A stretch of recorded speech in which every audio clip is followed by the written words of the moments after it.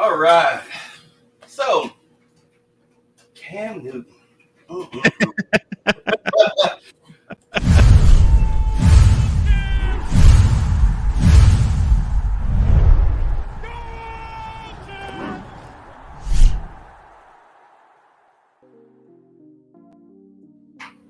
All right. Welcome to Raw Dogs Radio. I am here with Brian Snow. All right. Good morning, good afternoon, good evening. Welcome Good to afternoon to you, sir. Yes. So, Cam Newton.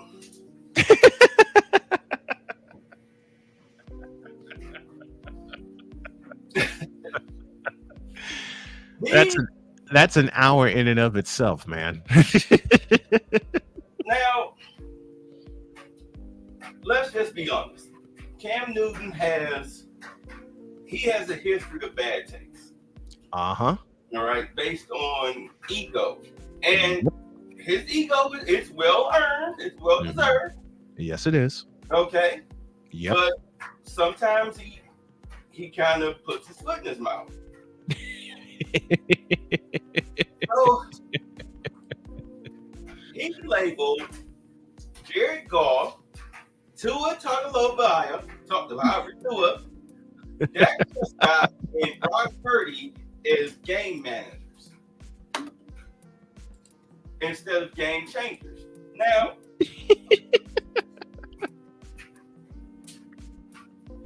my thing is, Cam Newton, he labeled what he called game changers. He said it was only 3 in the league.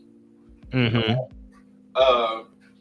Of course, your guy out in Kansas City, Patrick Mahomes. Your boy out in Baltimore, Lamar Jackson, and of course, your guy out in Buffalo, Josh Allen. He said that they take care of the football.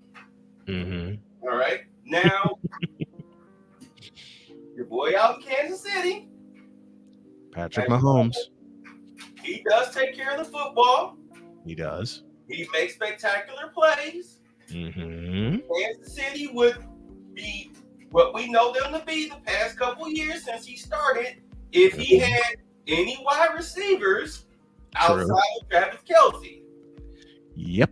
All right. We've seen them drop passes. Mm-hmm. We've seen them line up both sides. Kadarius Toney. Right. We've seen them not run their routes correctly. Kadarius Toney. Right. So I cannot deny that Mahomes is indeed a game. He's a game changer. He is. I'll give him that. The guy makes exciting plays. Mm-hmm. All right. Lamar Jackson takes care of the football. Yep. Finally got a receiving core that can catch the football, that can play. Mm-hmm. All right. He makes plays. Right. Right. Especially late in games. We've seen that.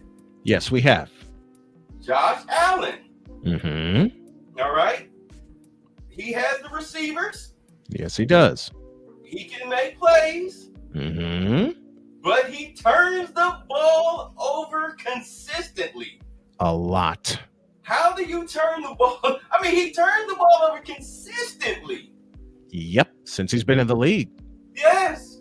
So He's been in the league. He's been a turnover machine. right. So is he a game changer? Or is he just a good game manager?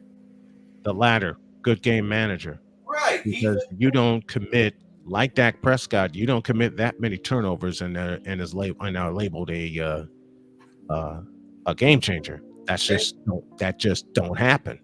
Especially when your turnovers down by your own 1 yard line cost you a game. Minnesota, hello. Yes, cost you a game that you had in your back pocket 3 times within 5 minutes. The defense in that game last year against Minnesota, that defense stopped the Vikings at the 1 yard line. All you had to do was get a couple of yards out. Game over. Nope. Fumble the football. He could have easily of course, he fumbled the snap. Yep. Had he not fumbled the snap, they would have won that game. Mm-hmm. Exactly. But Josh Allen got a Josh Allen. Mhm. Josh Allen got a job. Absolutely, just like, and I hate ruffling your feathers. Just like Justin Fields got a Justin Fields.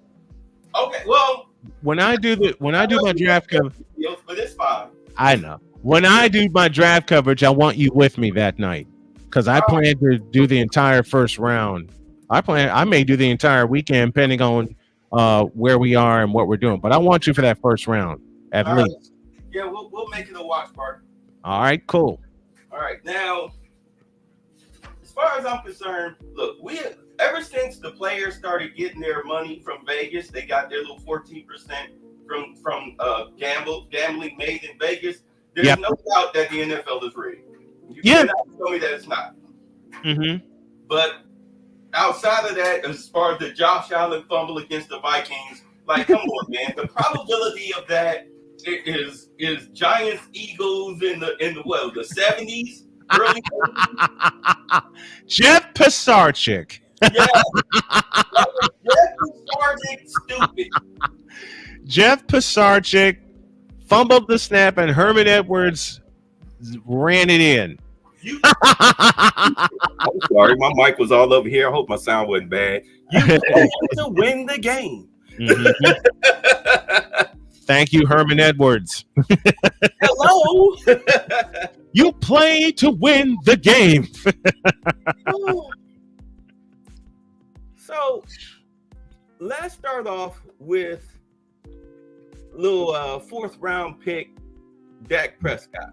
Oh dear, do we have to start with him?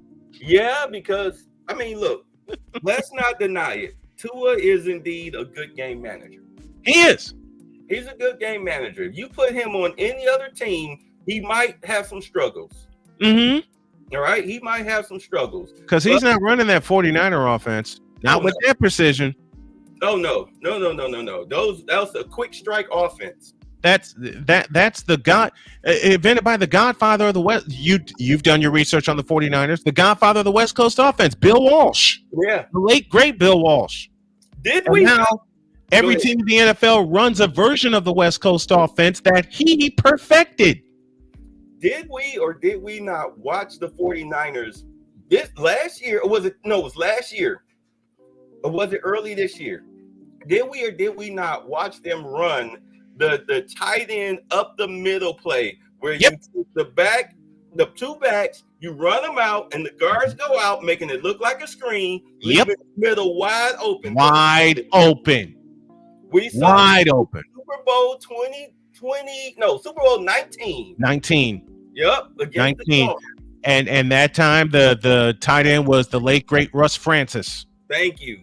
And the bad part is they ran it on back-to-back plays. And they couldn't stop it. No. Couldn't stop it. Each time was a double-digit play. The first time they got 15. The other time they got 13. And that led to a touchdown. Embarrassing. and the bad part is the Dolphins made an adjustment the second time the 49ers were going to run the play. But then Montana threw a wrinkle in there with a fake to Tyler and a fake to Craig. Russ Francis is free again. I'll never get one of the announcers. He said Francis was sitting there on a lawn chair. Yes. Waiting on the ball to come. Waiting on the ball. Twice. That's ridiculous. So getting back to this. So Dak Prescott. Mm-hmm. People are saying no, he's a game changer. Who told this lie? One of them ESPN morons. I'll say it again. Who told this lie? So let's start with, and I love Pro Football Reference because they have all your stats. Yes, they do. Love that. So Prescott started in 2016 because we have to start with Brock Purdy, his rookie year. Yep. All right. Yep. So here you have his losses. He lost to the Giants. Mm-hmm. All right.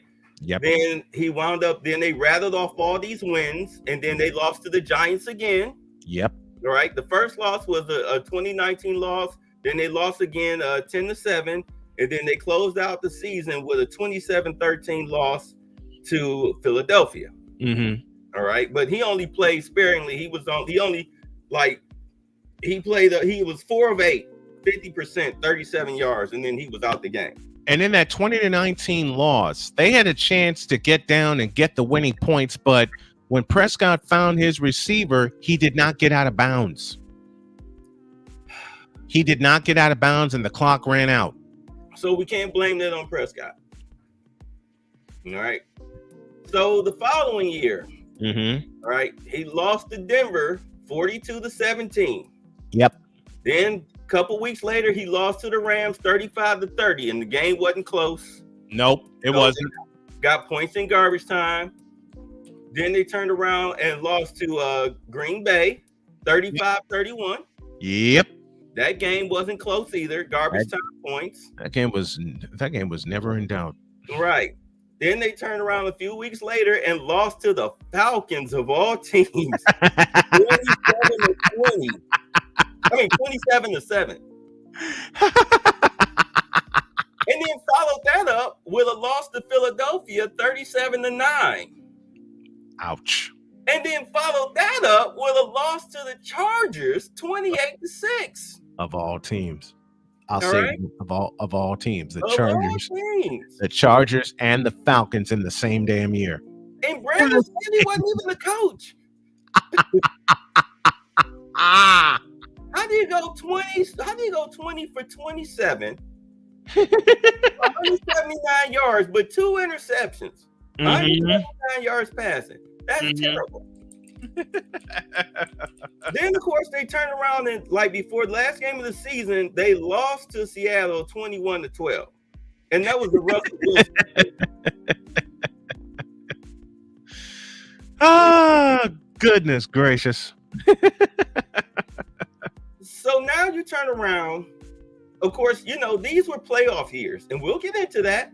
Yep. Then you turn around in 2018, you lose on opening day to Carolina 16-8. Of all teams. Then you turn around 2 weeks later and lose to Seattle 24-13.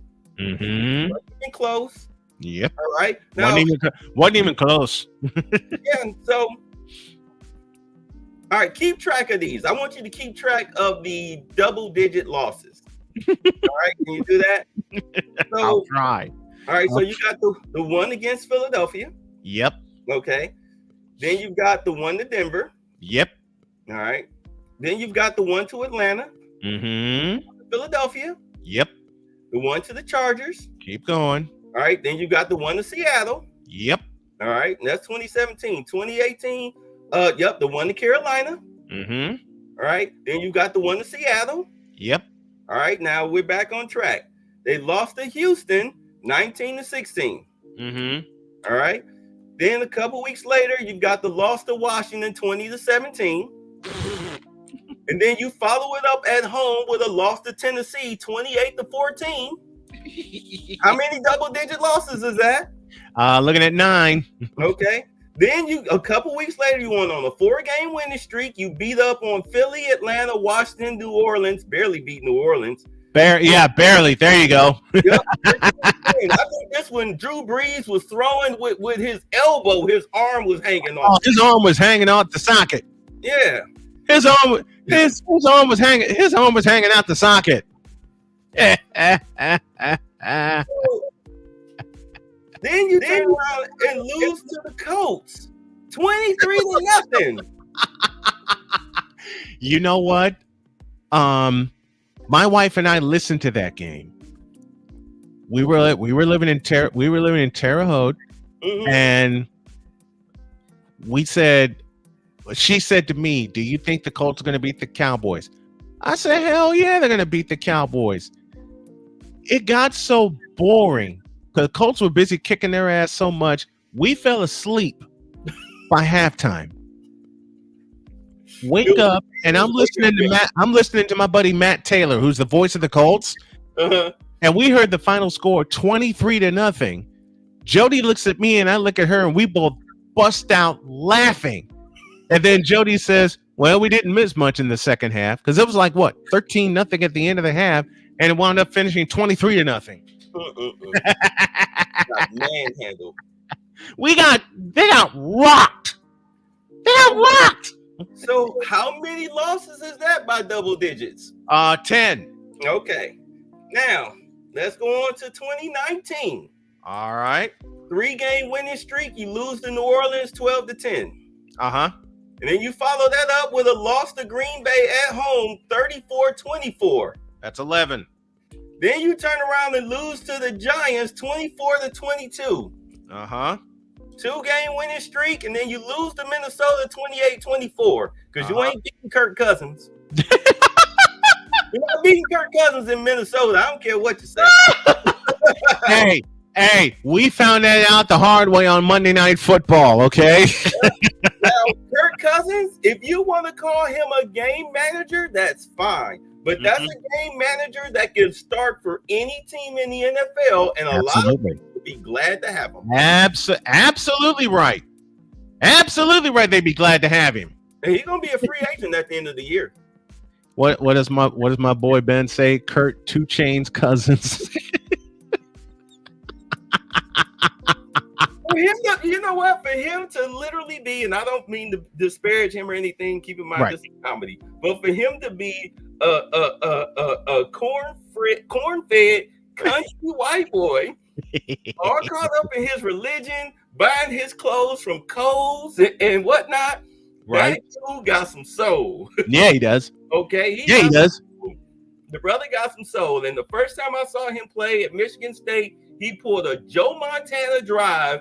He sure did. Bowl game, his last bowl game. I mean, he was running, throwing, and everything. And they got the win with seconds on the clock. He was doing it all. I wanted us to Kirk Cousins. My like I said, my friend said it best. Kurt 2 Chainz Cousins. Yeah, that kid. I give Kirk Cousins the utmost respect. So please don't be offended by what I'm saying. I'm just, we're just having fun with this, folks. But Kirk Cousins, especially when he was at Michigan State, was a hell of a quarterback. Yes, he was. All right. Yeah, he was a hell of a quarterback. So then they turn around and they lose to the New England Patriots 13-9. But that's Bill Belichick. Of course. Back in 2019. Of course, that's the hoodie. That's the hoodie. Right. Then they follow that up with a loss to Buffalo 26-15. That's 12. Then they turn around and lost to Chicago 31-24. All right. And Chicago was not a good team in 2019. Oh, hell no. All right. Oh, hell no. They rebounded against the Rams, and then week 16, they lost to Philadelphia 17-9. Yep. How many is that? 12. 13. 13. Thank you. 13. So 2020, this, as you can see, this was his injury year. Mm-hmm. All right, so they lost to the Rams 20-17 start the season. Barely beat the Falcons 40-39. Mm-hmm. Lost to Seattle 38-31. And then they lost to my Browns. Okay. 49-38. How many does that make? That's 14. Okay. Look, he went 41 for 58, 502 yards, and 4 touchdowns with 1 pick. Couldn't pull it out. Nope. So here we are in the 2021. Y'all people's real memory now. This is now by now, Dak Prescott, he's got his football legs, right? Yep. Okay, so now he's the bona fide starter. He got the contract because remember he signed the contract in 20 at the end of 20. Yeah. Okay, so he's got his starter contract. He fresh, ready to go. You lose to Tampa Bay 31-29 to open the season. Right. Then you went on a 6-game winning streak. Well, yeah, 6-game winning streak. Oh no, he was inactive. So let's say he won 5 games and then he was inactive against Minnesota. Yeah. And then he came back and he lost to Denver 30-16. Right. How many does that make? 15. Okay. Turned around, stomped Atlanta out at home 43-3. Then they lost to Kansas City, led by a real game changer. Patrick Mahomes. 19-9. How many is that? 16. Then they lost to the Las Vegas Raiders 36-33. How the hell do you lose to the Raiders? They didn't even have Adams. No. Adams wasn't even on the team yet. Nope. Still in Green Bay. Suffering. He was suffering. So then you go on a 5-game winning streak, and then you lose at home to Arizona 25-22. How?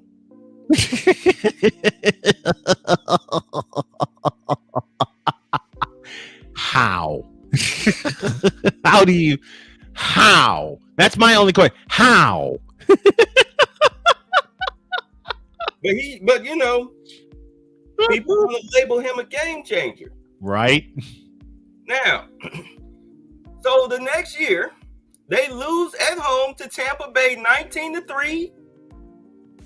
How many is that? 17. He didn't even play. Your boy wound up playing. He played for 5 games. Who was that? What's the backups? Cooper Rush. Cooper Rush. Right. Now remember, Cooper Rush during this time, well, no, not this time, but during this time, people were saying that Cooper Rush might actually take Dak Prescott's job. I remember that. Yeah. So he comes back, 2-game winning streak, and then he loses at Green Bay 31-28. All right. Went on a 4-game winning streak, then lost to Jacksonville 40-34. Of all teams. Yeah. And matter of fact, let's see. No, he wasn't a rookie. It was his second year. Lawrence. It was Trevor Lawrence. Year. Trevor Lawrence. Yeah. So you win 2 games and then you close out the season and then you lose to Washington 26-6. That's 17? 17 double-digit losses. 17. Now And the last one against the Redskins wasn't even that close. It wasn't even that close. And who was their quarterback? Taylor Heineke. Taylor Heineke? Okay. Taylor Heineke. So this year, you open up the season with 2 good wins. You beat the Giants 40-0. You beat the Jets 30-10. And then you turn around and lose to Arizona 28-16. Of all teams, that's 18 double-digit losses. Who was Arizona's quarterback?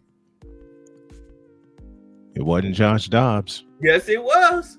Oh, it was Dobbs. It was Josh Dobbs. It was Josh Dobbs. That's right. It was Josh Dobbs. And that game wasn't even close. Nope. I was thinking Colt McCoy was. Oh, Colt was gone after 22. Okay. All right. So how many double-digit losses is that? 18. Okay. Then you beat New England Patriots. You know, they're garbage. Of course. Then you went up against Brock Purdy Mouth. Brock Purdy Mouth. And you lost 42-10. How many double-digit losses is that? 19. Okay. Now keep in mind, they supposed to be kind of neck and neck for MVP, right? Who told this lie? Who's on ESPN? Like I said, who told that? Who told that lie? Yeah. You barely beat the Chargers 20-17. Of course, you got the Rams 43-20, and then you turn around and lost to the Eagles 28-23 in a game that really wasn't that close. Really wasn't that close. Of course, you rattle off a 5-game winning streak, and now you lost to the Buffalo Bills 31-10. I mean, that's 19? Even 20. It's even 20. Even 20. 20. You know, 20 double-digit losses, folks. And that's just regular season.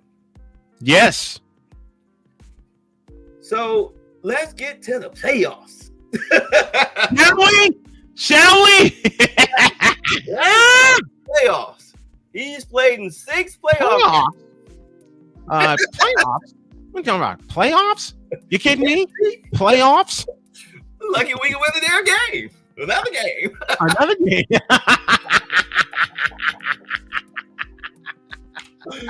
Oh my God, that game was more a fire. You know that, right? That. Yeah, because they lost to the 49ers. Yeah, they got 40 to. They lost to the 49ers 40-21. They lost to them 40-21, and that's where that rant came from. That loss. Let me see if I can imitate the whole thing. Okay, so we couldn't do diddly poo. How many? When you throw 2 pick sixes, you fumble the ball.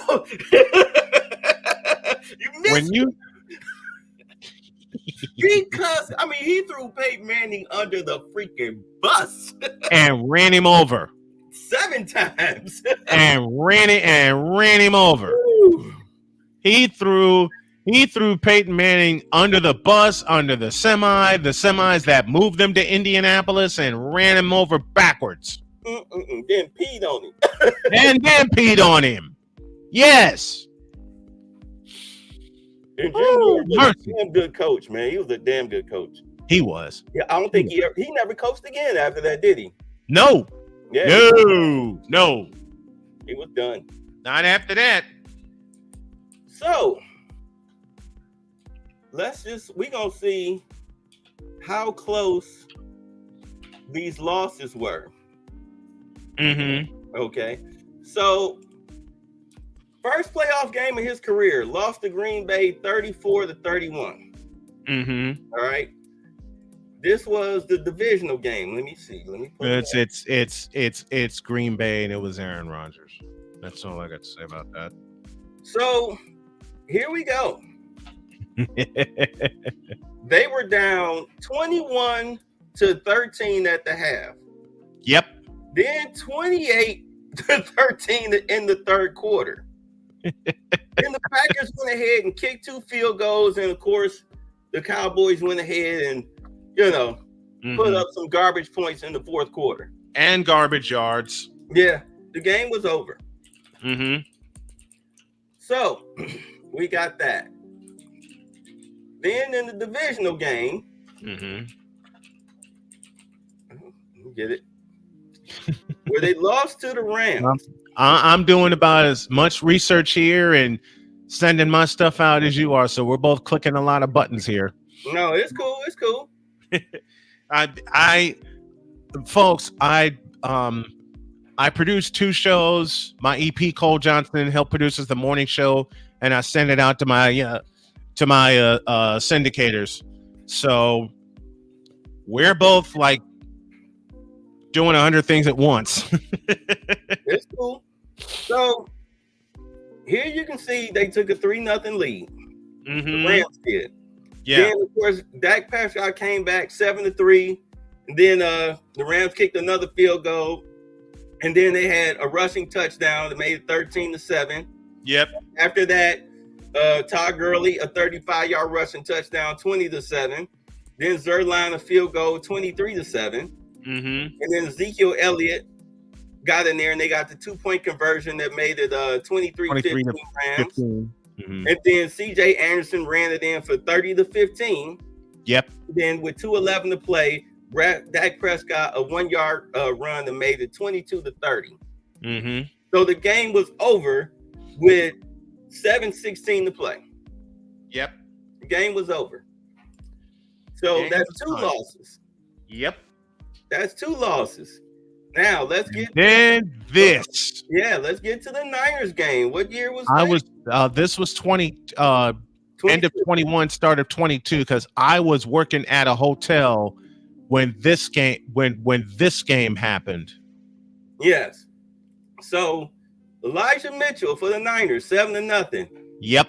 Robbie Gould, 53-yard field goal, 10-0. Robbie Gould again, 40-yard field goal, 13-0. 13-0. Then Amari Cooper got in the end zone, so 13-6. This is in the second quarter. Yeah. So then Robbie Gould ended the half with a 52-yard field goal, 16-7. Yes. Then Debo Samuel, 26-yard rush, 23-7. How does my Then in the friend fourth, Playmaker say? How does my friend Playmaker say it? That damn Debo Samuel. of course, the Cowboys tried to make a run. that damn Debo Samuel. So then the Cowboys tried to make a run. They put up two fourth quarter scores, a 23-yard, 51-yard field goal, make it 23-10. And then Dak Prescott with 8:02 to play, a 5-yard rush. And then, of course, the Niners defense became the Niners defense. Yep. So now we move on to 2023 against the Niners. Oh, don't forget the last play of the game in Dallas. Don't forget the last play of the game when they decided to... I'll let you explain it.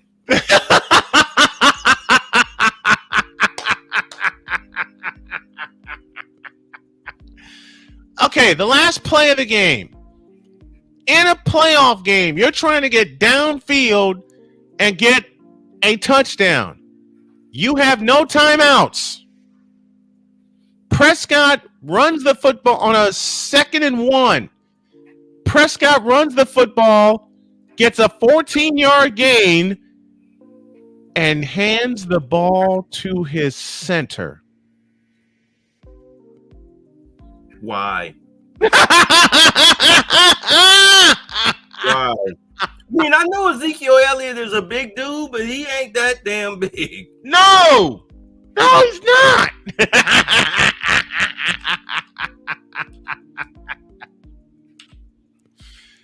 And they kept saying, you know, Tony Romo said, oh no, Jim Nantz, I beg your pardon, it was Jim Nantz who said, I don't think this is gonna work out. I mean, the referee's trying to hustle to get in to spot the ball.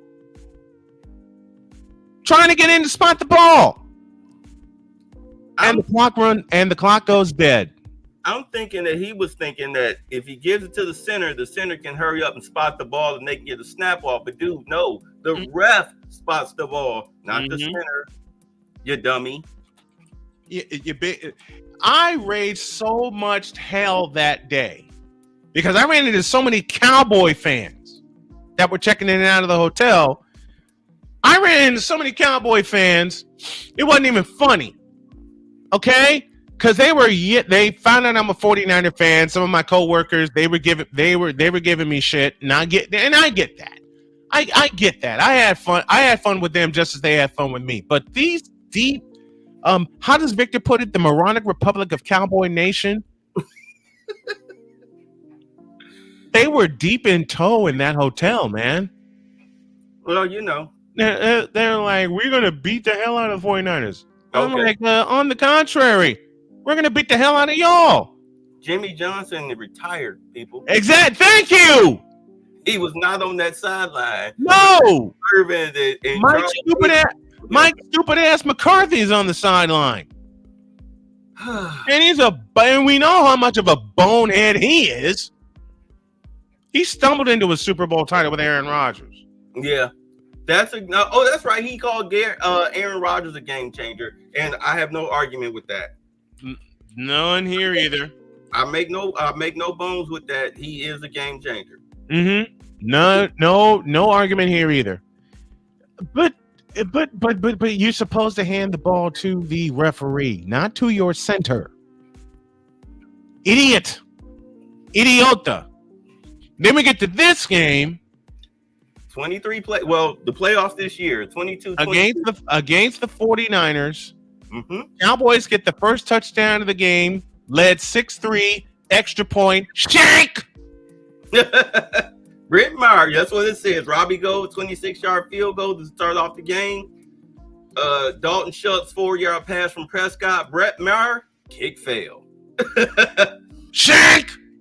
And Robbie Gold tied the game with a 47-yard field goal with 3:03 left in the first half. And then they take the lead with a 9-6 lead on the 50-yard field goal by Gold as the clock expired to end the first half. Yes. Then Brett Maher, 25-yard field goal, early in the third quarter, 9:11 play. tied the game at 9. Yep. And then Christian McCaffrey with a 2-yard rush made it 16-9. About that scoring drive, that was extended on an absolutely fabulous catch by George the Animal Kittle.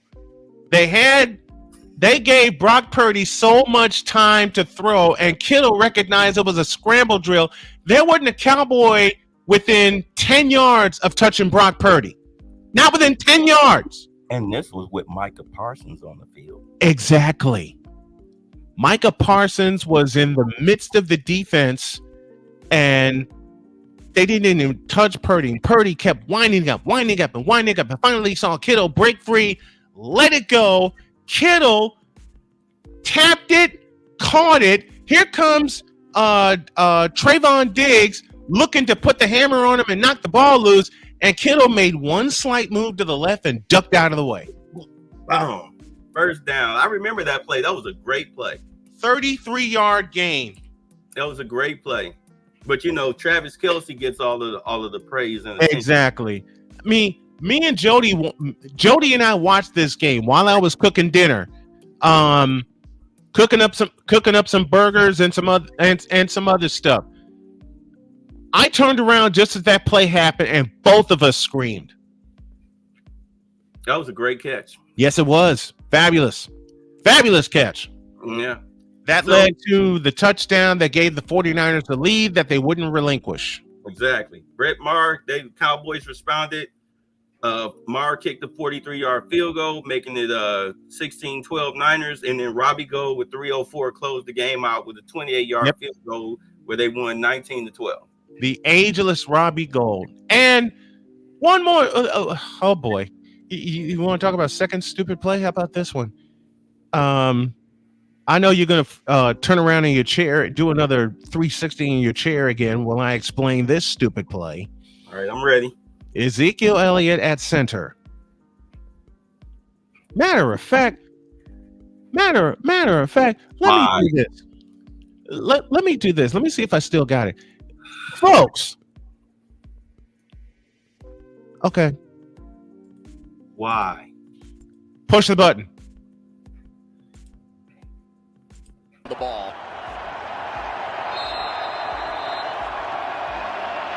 Final play looks like barring a penalty. Prescott over the middle of the turn. Yeah! Smoked right away. And that'll do it. The 49ers back to the championship game.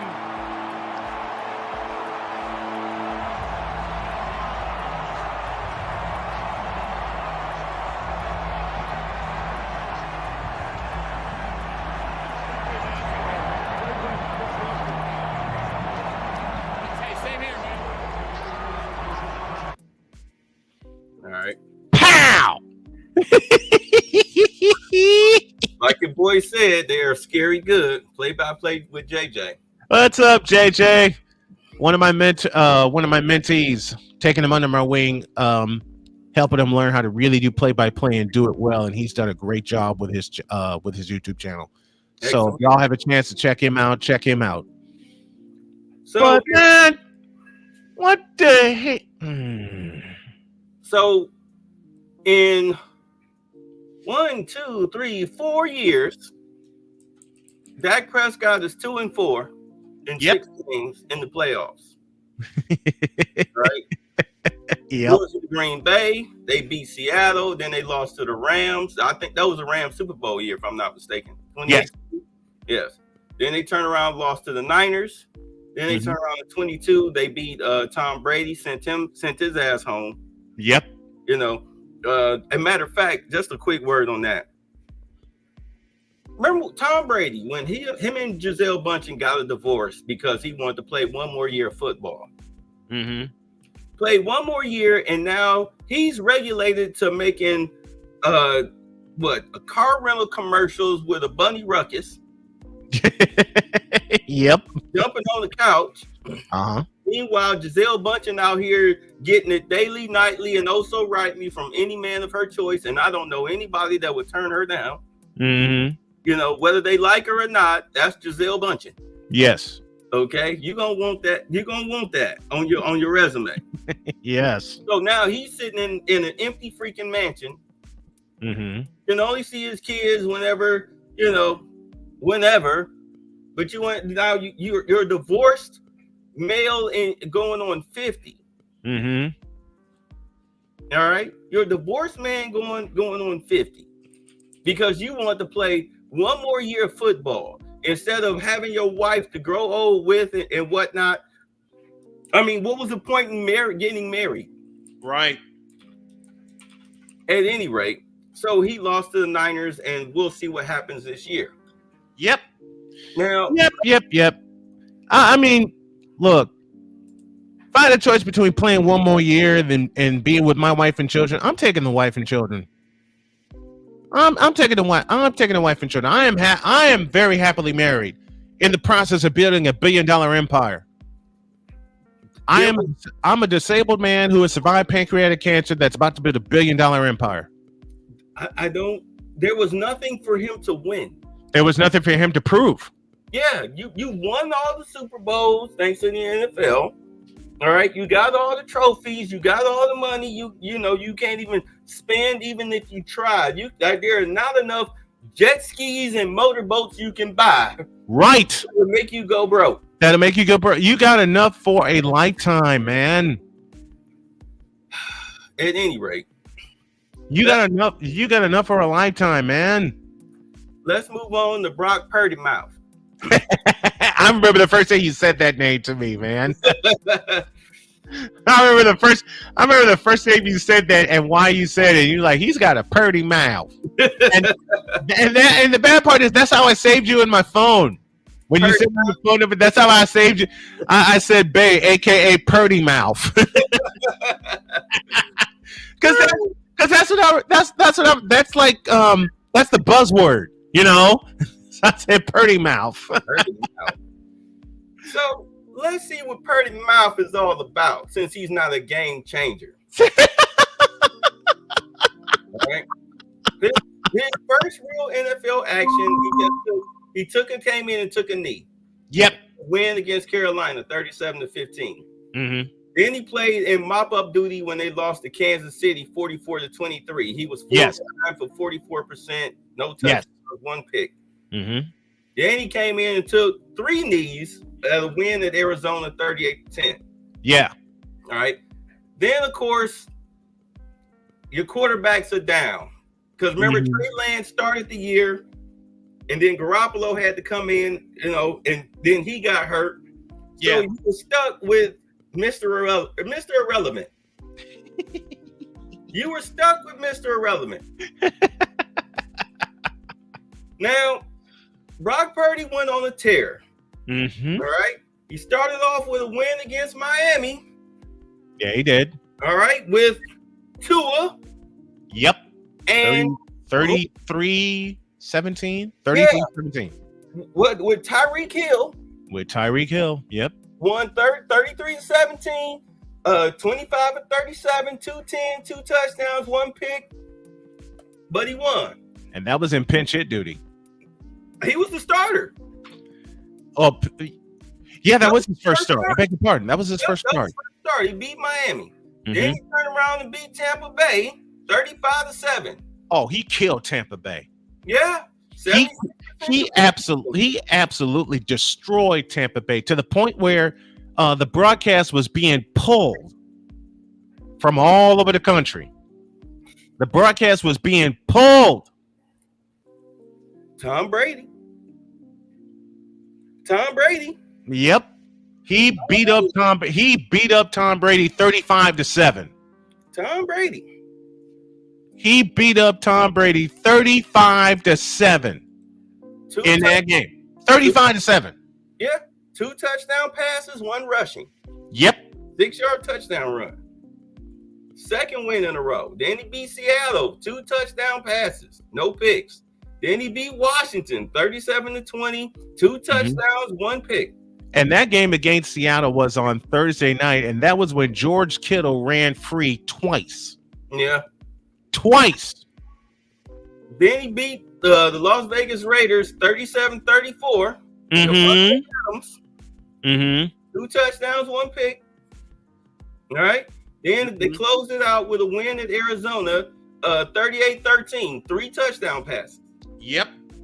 And in none of these games, the highest percentage he had against the Raiders was 284 yards passed. 284. Yep. 284. Other than that, 210, 185, 217, 234, 284, then 178. 3 touchdown passes on 15 completions. Yeah. We all know what happened in the playoffs. Mm-hmm. All right, we'll get to that. So, open up the season. Yes. Pittsburgh, 30-17. Oh, killed Pittsburgh. 2 touchdown passes. Absolutely killed Pittsburgh. 30-7. I'm sorry. Yep. Then you got 220 though. Pass for 220. 220. Beat the Rams 30-23.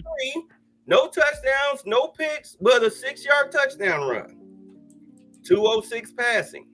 Mm-hmm. Turn around and beat the Giants. This is this year. Yeah. Turn around, beat. I mean, the Giants are a punching bag. So, whatever. So 2 touchdowns. On Thursday night. Yeah, 2 touchdown passes. We'll call it. It is what it is. Yes. Beat Arizona 35-16, 283, 2 touchdowns, 1 passing, 1 rushing. Another 6-yard touchdown run. Some reason I love them 6-yard touchdown runs. That's three 6-yard touchdown runs. And all his rushing touchdowns, he only got 3, and all of them from 6 yards. That's all crazy. of them 6 yards out. Then turn around, beat the ever-loving snot out of the Cowboys 42-10. He threw 4 touchdown passes on 252 on 17 completions. 17. Listen again, y'all. 17 completions. Yeah, keep in mind, he was doing this. What the most passes he had through completed at that point was 25. Mm-hmm. All right. Then of course we all know the Cleveland game. Mm-hmm. And this is what kills me. Nobody wants to. No. Okay. Number one, nobody wanted to give the Cleveland Browns defense any credit. I do. But number two, I do. I watched it. Brock Purdy put them in position to win. To win that game. Yep, he put him in a position to walk off. His lowest completion percentage of his career, 44%, 44.44%. Yep. 125-yard passing. Mm-hmm. With a QB rating of 55.3. Yep. As far as a starter, his Mm-hmm. lowest at that point was 88.8. Mm-hmm. His lowest completion percentage at that time, we got 65, 62, 62, 86 in the win against the Raiders last year. It was low. That was his lowest. So he's not a game changer, though. With a 55% completion percentage, 44% completion percentage, put him in position to win the game. The kicker missed the kick. Yeah, Jake Moody missed from 41. Yeah. In fact, twice he missed. And keep in mind, they knocked Deebo Samuels and Christian McCaffrey out of the game for halftime. And yet they were still in a position to win. And couldn't because of the damn kicker. Yep. And an official's call. Mm-hmm. All right. Turned around the next week. Now, that was his first loss of his career. Yeah. Turned around the next week at Minnesota. Lost 22-17 on the final drive of the game. He threw the pick. He threw an interception. Yep. Because Deebo Samuel was not on the field. Mm-hmm. All right. I think he was trying to hit Brandon Ayuk. He was going for Ayuk. Yep. 70% completion percentage. I'm sorry. Did you say 70% completion? 70% completion percentage. 21 of 30. 21 of 30. 1 touchdown, 2 picks, 81.5 quarterback rating. And I gotta say that's the second game where he's thrown 30 plus passes, because they don't throw the ball that often, and yet they're third in passing yards. You're right. That was let's see, he's only attempted over 30 passes, once in his first game, and then twice against the Raiders. And then then the Giants, that was 37, so that's 3. And then you get down here to Minnesota, that was his 4th time attempting over 30. Attempting 30 over 30 passes. Right. Yep. Okay. 81.5 quarterback rating with only 1 sack. Then he followed up the next week where they lost to Cincinnati 22-31. Now, can we count? Yeah, you got to count that as one double-digit loss. Yep. One double-digit loss, but he had a 70% completion percentage, 365 yards, 1 touchdown, 2 interceptions, a 94% quarterback rating. I didn't realize he threw for 300 plus yards. Yep, 365. Matter of fact, that's his career high. And this is when all that talk about Purdy, suddenly, the other shoe is dropped. Yeah. The other shoe is dropped. All right. So then here we get where Debo finally came back. They won 34-3 at Jacksonville. All right. And that beautiful pass to George Kittle. That was game. That pass to George Kittle. Turned around. Oh man. Kicked and he was under duress. He was under duress in that game. But he's not a game changer. Says you. Says you. Beat Tampa Bay 27-14. Then turn around with a 76-yard pass to, I don't know, Brandon Ayuk. Thank you very much. Beat Seattle the following week 31-13. In Seattle. Yeah. Beat their ass. And Seattle they're looking like a playoff team, even with your boy out, Geno Smith. Even with him out. I mean, I'm sorry, but Denver did not win that trade. No, they didn't. They should have stuck. They should have stuck with Drew Lock. Yep. Should have stuck with him because Drew Lock is out there looking good. You cannot lie. We saw him last night. Mm-hmm. Then they beat Philadelphia, the reigning NFC Super Bowl champions, 42-19. Oh, they smashed Philadelphia. 4 touchdown passes. I'm just mad. I was so sick I couldn't cover that game because I'd scheduled it. I was so sick that week. But my wife was comforting me while I was watching the 49ers smash Philadelphia. Smacking that booty, yeah. I mean, pulverizing their ass. Pulverizing their ass. And he's not a game changer, right? He's not a game changer. And they're not winning because of him, right? Right. But yeah, Cam Newton? Right, Cam Newton? He's not. Cam Newton said he was going to ruffle a lot of feathers, but it's honest. Let me tell you something, Cam Newton.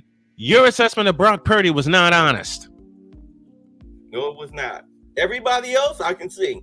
Yeah. Josh Allen, no. Especially with Tua. When he put Tua in that sentence, but you included Brock Purdy, and that's a mistake. Dak Prescott has hit his ceiling, and he's going to regress badly. Yeah. Badly. The regression is coming. And for all intents and purposes, the regression's coming to Jalen Hurts.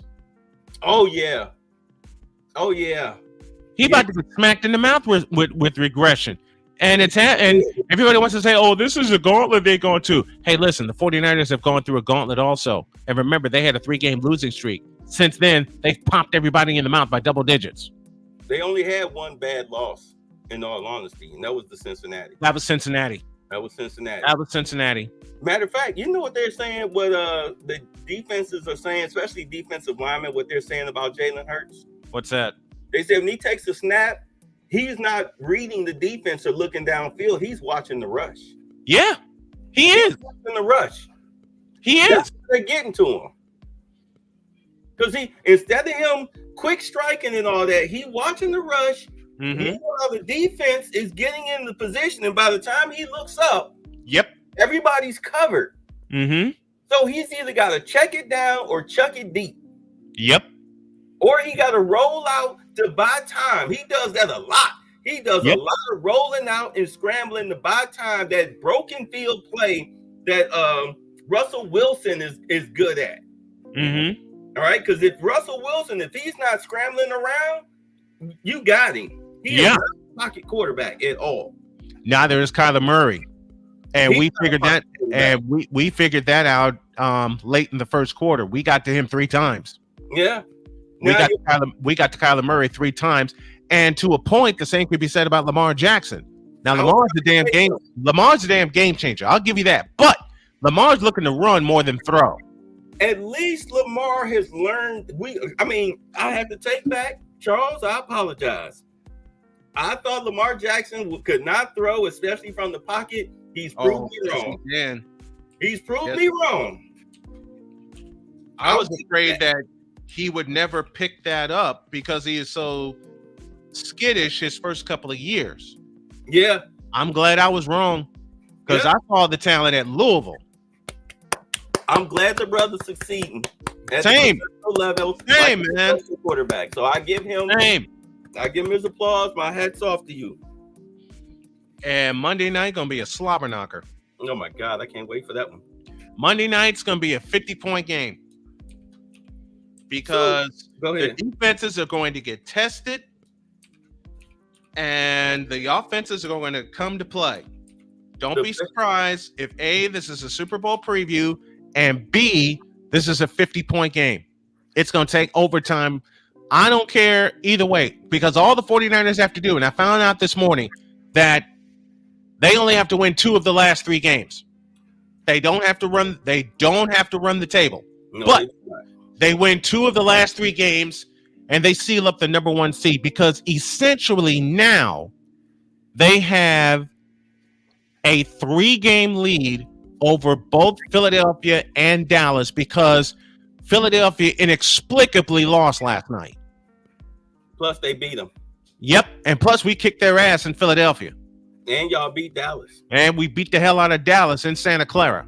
Y'all would have to lose all 3 games. We'd have to lose out to not get that number 1 seed. We would have to lose out, and that ain't happening.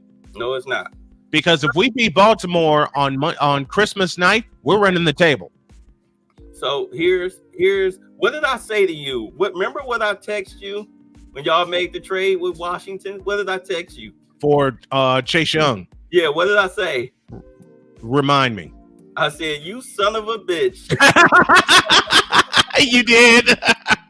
You son of a bitch. Oh, you did. You did. All y'all needed a boost in your pass rush. Mm-hmm. Your boy, who's the defensive end that's been there forever? Nick Bosa is slowing down. Mm-hmm. He's not what, matter of fact, him or Joey are what they used to be. Mm-hmm. They're slowing down. Yeah, they are. Yeah. So that's really helped boost y'all defense. Let's just be honest, because now y'all have a pass. And it's given Bosa a second win. Exactly. Because now it's given Bosa a second win. He's not facing double teams or chips. Nope. He now has 1-on-1 with the right tackle. Mm-hmm. So they moved on. They beat Seattle 28-16. All right. Brock threw for 368. And of course, y'all just beat the ever-loving snot out of Arizona 45-29.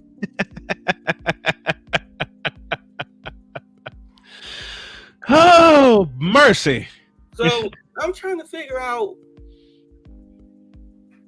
Oh, so they gave the Kansas City loss to Brock Purdy because he's only played in, they say he played in 20 games, but he's only started 22, 21, 20. He's only started 20 games his whole career. Mm-hmm. All right. And he didn't start in the Kansas City game. So really, he's 19-3. Mm-hmm. 19-3 in his first 20 games, 24 games. All right. That's not bad at all. That's not bad at all. With a 68.95 quarterback rating, 42 touchdowns, 11 picks. All right. 115. I'm sorry, 68.95 completion percentage with 115.4 quarterback rating. That's Brock Purdy in 20 games. I'm sorry. What was that quarterback rating again? Quarterback rating was 115.4. Mm-hmm. And I believe Brock Purdy has led the league in passer rating all year. I believe that to be true. Now, pick this out. How many games do you think that his QBR dropped below 100?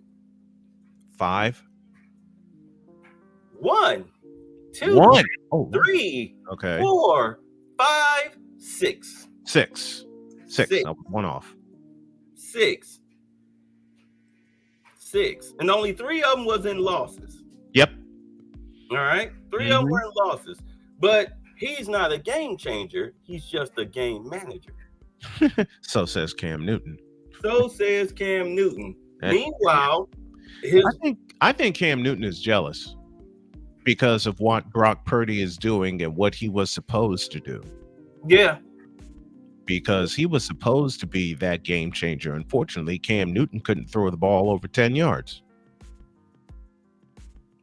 No, and he relied on his running more than he relied on his passing acumen, because in a way, Cam Newton was doing what Lamar Jackson was doing early in what Jalen Hurts is doing right now, reading the rush and not reading the defense. Exactly. Now I'm sitting up here, I'm looking at Dak Prescott, right? Mm-hmm. Can you see this? These are his quarterback ratings. All right. He's played in, let's say he started 111 games. Mm-hmm. Quarterback rating. How many times did he crack 100?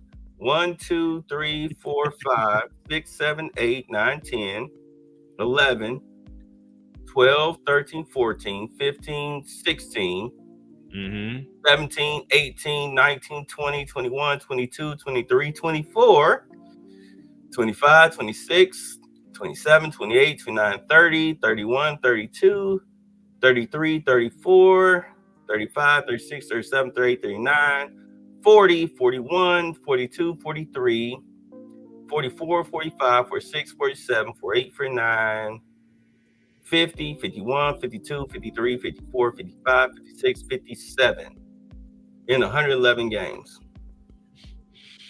Giving him a grand total of 98.6. Oh, Purdy's about to bust that wide open. Yes. Purdy's only in his second year.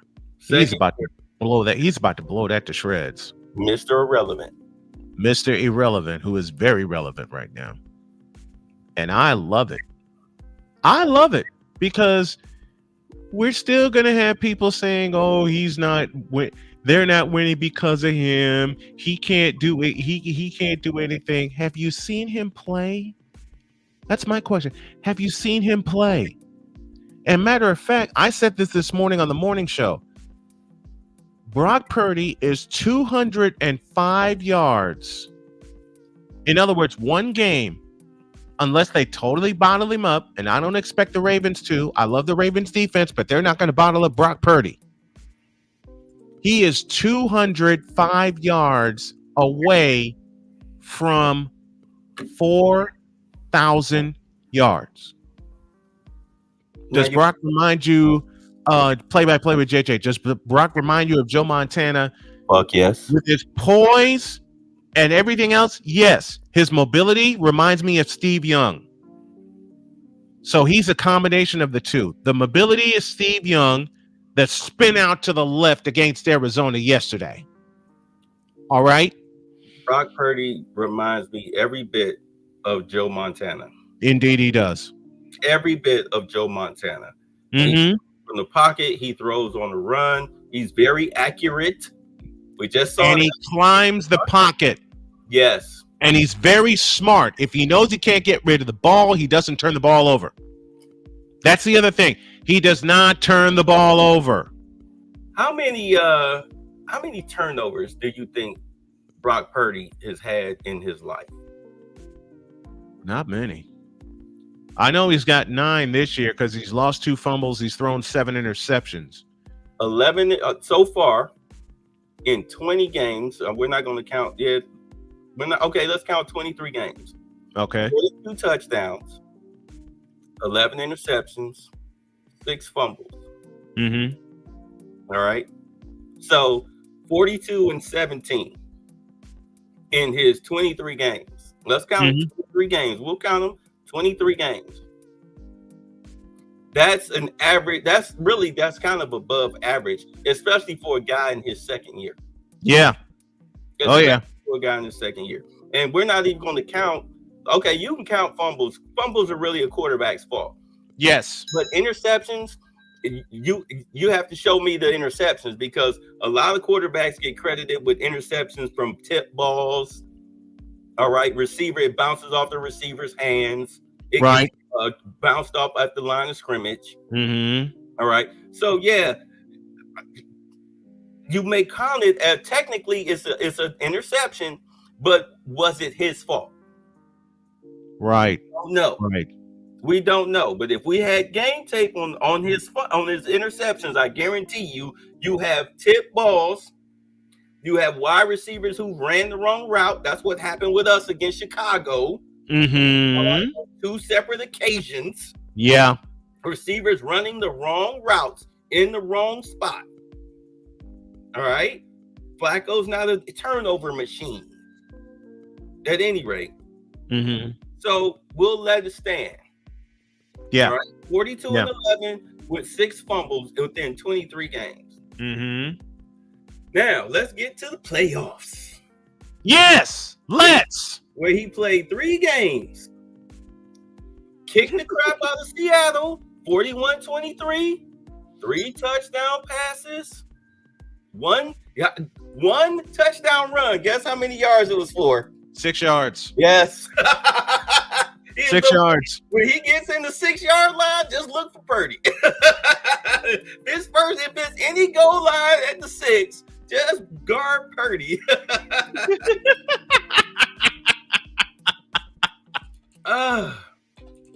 Then they beat Dallas 19-12. No touchdowns, no picks, no turnovers, no fumbles. All right. Of course, he only threw 4 passes against Philadelphia before he had the injury. Yeah. But he was 4 for 4. Yep. 100%. Yep. And it was the first time for him facing that defense. It was the first time for him facing that defense. But man, he only took 22 snaps. Right. Right. He only took 22 snaps.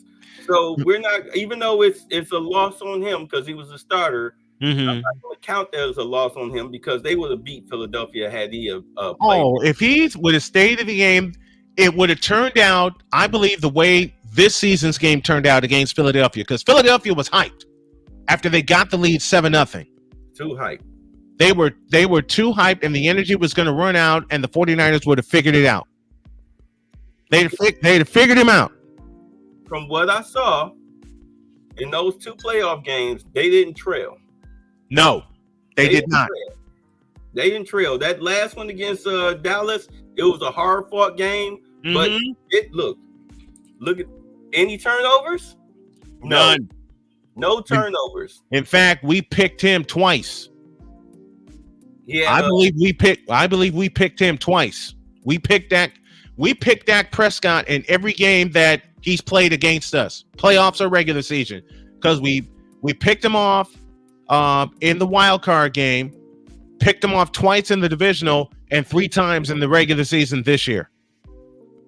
His lowest completion percentage in the playoffs was 60%. He went 18 for 30, but he threw 3 touchdowns. Mm-hmm. I want to say that was Seattle. Yeah, that was Seattle, and that was officially his first 300-yard game. If I'm right, that was Purdy's first official 300-yard game. Let's take a look. You are correct, sir. Because before then, his highest total was 284. Yep.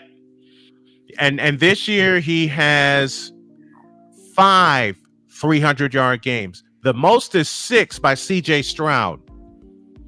I have a feeling he'll get number 6 against Baltimore. And it's nothing against Baltimore's defense. It's nothing against Baltimore's defense at all. When I did a quick preview last night of that game, I said it could either go one of two ways. It could be a defensive slobber knocker or it could be an offensive showcase. I'm starting to lean toward offensive showcase like Doug Flutie versus Bernie Kosar in 1984. Oh, good Lord. Anybody remembers that game? There were 1,200 yards. There was 1,200 yards of offense. Of course, you know, Hail Flutie, him to Gerard Phelan. Kosar gave his team the lead 45-41, and then Flutie took him down for the miracle. And essentially kicked Miami out of the national championship picture. But it could lean that way. And I think that's what the odds makers are thinking because San Francisco is already laying 5.5 coming out of the gate. According to BetUS.com, they're looking for an offensive showcase. I think I'm going to tell you what I think the keys to the game are going to be. Mm-hmm. Is going to be, of course, Lamar Jackson. Yes. Right? Because I don't think the skill players for the Ravens are better than the Niners defensive players. No, they're not. And the way Charvarius Ward is playing right now, he's going to draw Zay Flowers as his assignment. Zay Flowers can play, but he's not better than Ward. No. And Ward got his first pick 6 ever. For the Niners, they're not, because the Ravens, they're leading the league in sacks. Yes. But the 49ers are leading the league in not giving up sacks. Exactly. They have a damn good offensive line because Purdy gets rid of the ball and he can beat the pocket. And remember, that line has gotten better. Because remember, the first 5 weeks, even though we were winning, that line was atrocious. Yeah. Giving up sacks in every game. Last week, the Cardinals didn't touch him. I mean, we beat the hell out of y'all line and y'all quarterback, but I mean, y'all beat us up. Y'all beat us up, man. Right? Because I got no qualms about saying that aloud because I watched it. Y'all beat the hell out of us. Remember, you left the game. I had to leave. There was some stuff going on here, and my wife was upset, and I had to calm her down. There was some stuff being said from outside the house, and that takes my attention away quickly more than anything else. So I had to make sure Jody was okay and Sonia was okay because anybody who's married, you know this to be true. There are people within your family that'll talk shit all the time. Oh my God. And will make you go crazy. They'll make you go crazy. That's why I'm trying so hard as a disabled man to get this thing going so we can meet our goal of getting the hell out of here by May. Dude, and just being us. My relatives live over 800 miles away for a reason. At any rate, you know something? That's what we're striving for. I don't blame you. Because when it gets to a point where you can't even watch football on a Sunday, because Jody came in and checked on me and said, are you doing okay? And I said, yeah, because she knew I was calling the game. She heard me. Then she had a conversation with a member of her family. And that was all she wrote. And that was it. And I heard her crying. Arguing over dumb shit. You know why I left that Cleveland Browns game so early? My wife was crying. You ain't got time for that shit. I don't. Let's get back. I don't, man. Let's get back because you're getting riled up. Let's get back. Yes. Rein it back in, please. So, the offensive line, which is going to open up holes for McCaffrey. Christian McCaffrey. There's your wild card right there. If he can't get open in the running game, he will definitely get open in the passing game because the Ravens line cannot cover. So cannot cover a back like McCaffrey. Nor can they cover Kittle right down the middle. Right. Hey, Kittle, right down. Hey, Kittle, right down the middle. Absolutely. Can't cover him. So Kittle is going to. I look for Kittle to have a big game. Same. I look for McCaffrey to have a big game in the passing game. Mm-hmm. And I look for they're going to try to shut down Deebo Samuel, but Brandon Ayuk, because Ayuk is now the deep threat, and Samuel, of course, Samuel's do it all. But I look for Samuel to carry the ball a lot more. That's what I'm about to say. Because of Shanahan's offensive creativity, you're going to see Deebo Samuel on some reverses. You might see a wide receiver pass. Mm-hmm. Okay. You might see what they did against the Cowboys. Yeah. You might see that reverse flea flicker with a pass to Kittle. You're gonna see some razzle dazzle out of the Niners maybe at least once per quarter. What's also going to help the 49ers, they're getting some reinforcements back. Eric Armstead is due back this week. Javon Hargrave is due back this week. Javon Kinlaw. Let's show some love for Javon Kinlaw, the number 1 pick out of South Carolina. What? He's been healthy and he's been tearing shit up.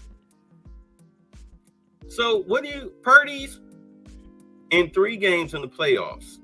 All right, his completion percentage is it's at 65.8, only because of the Seattle-Dallas game where he had Seattle.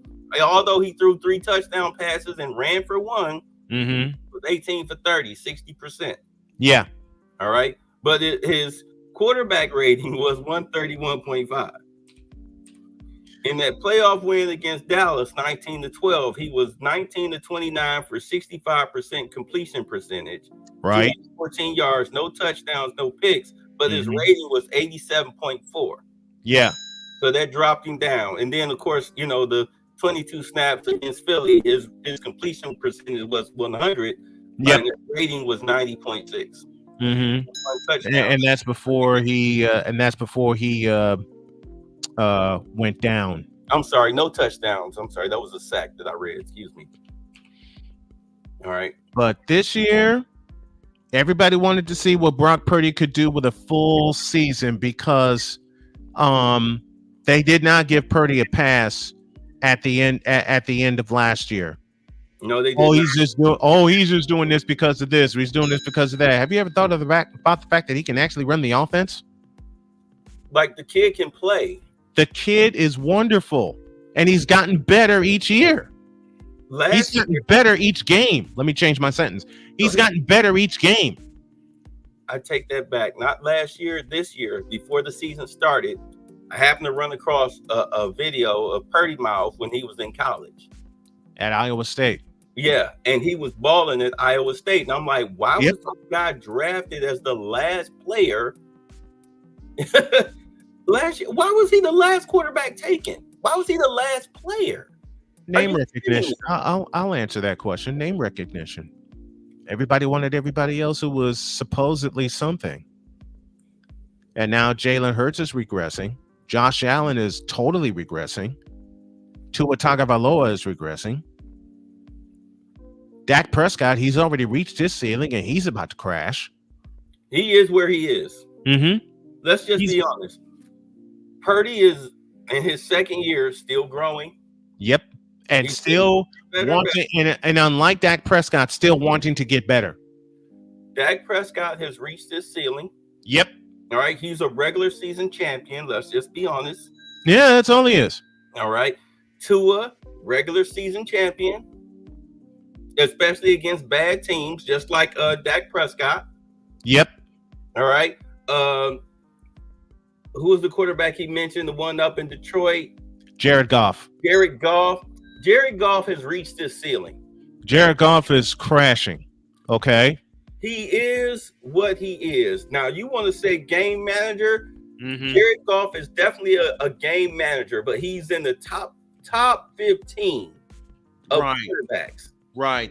All right. Because I remember we were trying to decide whether to draft him or who's the guy that's out of the league now that played for Washington last year. Haskins? No. Haskins died before then.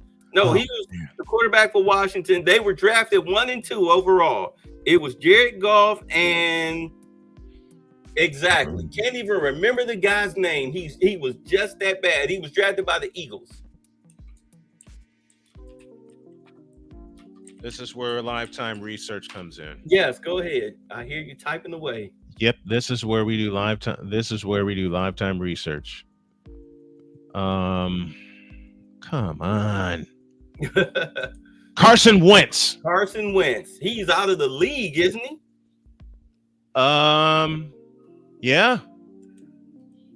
He's gone. He's not even in the league. Carson Wentz is not even in the league, but he went number what? 2 overall? He went number 2 overall to Philadelphia. And he's gone. He's gone. He's gone. He's long gone. And an injury curtailed his career because he was about to win the MVP in 2017. The MVP was his because he was playing lights out. Cost his coach his job and then messed around there and backed into a Super Bowl ring. Yep. Where he didn't even play. He didn't throw one pass. And yet he backed into a Super Bowl ring. Yeah. Meanwhile, Jared Goff, he earned his. Mm-hmm. He earned his with the Rams. No, he didn't. No, that's right. He wasn't on the Rams. He was traded to the Lions. Mm-hmm. Yeah, the Rams won the Super Bowl. They had Stafford, so I take that back. They had Matthew Stafford. Right, but he wound up turning the Lions into an offensive machine. Mm-hmm. All right, and Ben Johnson, in all honesty, I wouldn't even be looking at trying to hire Bill Belichick to be the Chargers. That man, send that Hell dude no. chair somewhere. Hell no. I wouldn't trust that. The Chargers need to hire Ben Johnson. They need to hire Ben Johnson because, in all honesty, what you need for a quarterback like that, for the talent that the Chargers have, as far as definitely a quarterback, you need an offensive mind. I mean, Jared Goff is going to the Pro Bowl. Let's just be honest. He's going to the Pro Bowl. He is numbers that he's never put up with the so-called offensive genius out in LA. All right, the guy is playing lights out football for a game manager of a quarterback. So Ben Johnson is a hot commodity. The Chargers need to do everything they can, either the Chargers or the Bears. But I would suggest that he go to the Chargers. I suggest the Chargers also because the Bears don't have anything going for them. Nothing. They have nothing going. But outside of that, who was the other? Oh, and Tua. Tua has reached his ceiling. Tua is about to crash. He's reached the ceiling. Yep. And their playoffs. Look, he is the Dak Prescott of the AFC. Yes, he is. You're going to get to the playoffs, but then you're going to go against a team that actually knows how to play real football, and you can forget it. Exactly. And that team that knows how to play football where you can forget it is going to be the Buffalo Bills. It's either going to be the Bills or the Bengals. Yeah. The Bills or the Bengals. And it's going to be very embarrassing to lose to a backup quarterback if you play the Bengals. Yep. Jake Browning has been brilliant. To quote Michonne from Infinity War, what was he doing up there all this time?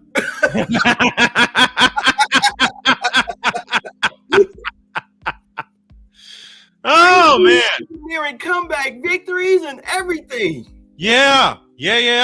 Jake Browning, you're like, because Lewis Collier, he's a Bengals fan. Yes, he is. At the beginning of the season, he said, "Hey, they need to sit Burrow, let that grass heal, and start their backup quarterback." And I was like, "Well, shit, they might go 0-4 because of the injury to Burrow." Right. I was like, they might go 0-4 because he'll have to sit for a month to get that calf right. Yeah, I'm thinking he may have had to sit for 6 weeks. He may have had to sit for 6 weeks. You might be right, but I take it back. I think they probably would have came out at 500 if they would have started Browning. Because the dude, he hasn't lost a game, has he? No, he is not. He beat Jacksonville on the road, and then he beat the Vikings in overtime. He beat Jacksonville on the road, and he beat the Vikings in overtime. And I got to go because I got to take a conference call here. But Point Fires is Merry Christmas, gentlemen. Love and respect from Toronto. Thank you very much. All right. Actually, he's 3-0 with 2 overtime wins. Mm-hmm. All right. So go and get out of here. We've covered everything. You know what? Let me go ahead and get out of here. I have to take a conference call because, like I said, I'm working on getting this thing up to $1 billion business, and I'm getting all the advice that I can doing so. Well, go do what you got to do, my brother. I will. Thank you, brother. Thank you so much. I appreciate this. Anytime. Thanks, man. Shit out of luck. All right. So that was my boy, Snowman in the Morning. You can check him out here on YouTube under the name Snowman in the Morning. Huge Niners fan. But for Cam Newton to call all of these guys game managers, he was wrong about Purdy. With everybody else, he was right about. All right, so we are out of here. You guys be safe. Take care. Enjoy your holiday. And I will catch you at another time. Peace out.